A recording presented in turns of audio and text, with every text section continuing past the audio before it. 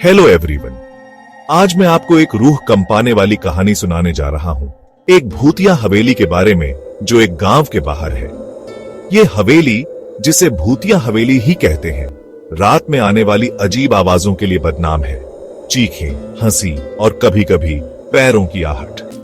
कोई भी इसके पास जाने की हिम्मत नहीं करता, खासकर रात के बाद। एक दिन 4 दोस्त राहुल, समीर, नीरज और विकास छुट्टियों में उस गांव में आए। उन्होंने भूतिया हवेली के बारे में सुना और सोचा कि क्यों ना पता लगाया जाए कि इन अफवाहों में कितनी सच्चाई है। गांव वालों की चेतावनियों के बावजूद वो डटे रहे।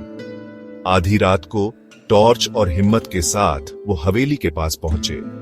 जैसे ही वो दरवाजे पर पहुंचे, एक ठंडी हवा का झोंका आया और दरवाजा खुल गया, आवाज करते हुए। अंदर घुप अंधेरा था, हर जगह मकड़ियों के जाले। जैसे ही वो अंदर गए, दरवाजा उनके पीछे जोर से बंद हो गया, जिससे उनकी धड़कनें तेज हो गईं। अचानक उन्होंने सीढ़ियों पर पैरों की आहट सुनी। टॉर्च की रोशनी में उन्होंने एक धुंधली सी आकृति देखी, सफेद साड़ी में, बिखरे बालों और डरावने चेहरे के साथ। वो डर के मारे चीख पड़े जैसे ही वो आकृति धीरे धीरे सीढ़ियों से नीचे उतरी। कमरे में पैरों की आवाज गूंजने लगी। नीरज डर के मारे बेहोश हो गया और बाकी तीनों ने उसे बाहर ले जाने की कोशिश की, लेकिन दरवाजा नहीं खुला।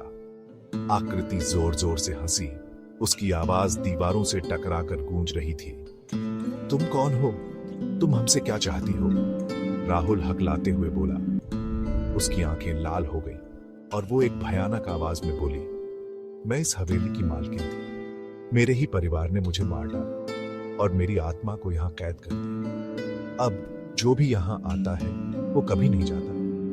अचानक हवेली अनगिनत तड़पती आत्माओं की आवाजों से भर गई। डर से घिरे उन्होंने देखा कि दरवाजा खुल गया और ठंडी हवा का एक तेज झोंका अंदर आया। बिना पीछे देखे तीनों दोस्त नीरज को लेकर बाहर भागे। गांव वापस आकर उन्होंने अपना डरावना अनुभव बताया, लेकिन किसी ने उन पर विश्वास नहीं किया। कुछ दिनों बाद जब वो हवेली के पास से गुजरे तो उन्होंने फिर से चीखें सुनी। आज तक जो भी भूतिया हवेली के पास से गुजरता है वो वही चीखें सुनता है और कोई भी फिर से अंदर जाने की हिम्मत नहीं करता। क्या आपने कभी ऐसा कुछ डरावना अनुभव किया है? मुझे नीचे कमेंट्स में बताएं और लाइक, शेयर और सब्सक्राइब करना ना भूलें और भी ऐसी ही डरावनी कहानियों के लिए। अगली बार तक सुरक्षित रहें और अपनी लाइट्स ऑन रखें।